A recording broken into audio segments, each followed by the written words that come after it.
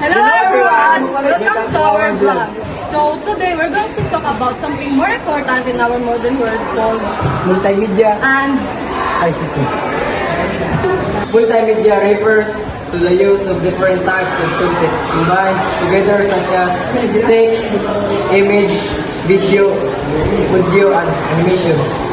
For example, when you watch video or YouTube, scroll through TikTok, video presentation with pictures and sound. That is multimedia in action. Simply put, multimedia is how information becomes more engaging, interactive, and visual appealing. ICT stands for Information and Communication Technology. It includes technology used to handle communication and information like computers, smartphones, the internet, social media, and online platforms. ICT allows us to connect, share, communicate, and access information anytime and anywhere. Multimedia and ICT play a hard role in our daily lives. They help in education, communication, entertainment, business, education through online learning and digital resources,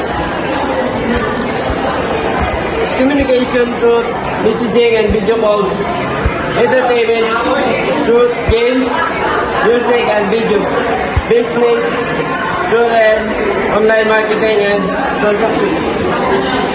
These technologies makes tasks faster, easier, and more efficient. Sum it up, multimedia makes content more interesting while ICT helps us communicate and access information. Together they shape how we learn, work, and interact in the digital world. go. Go. Dali, napatot. Hello everyone! So today, go. 2, 3, go.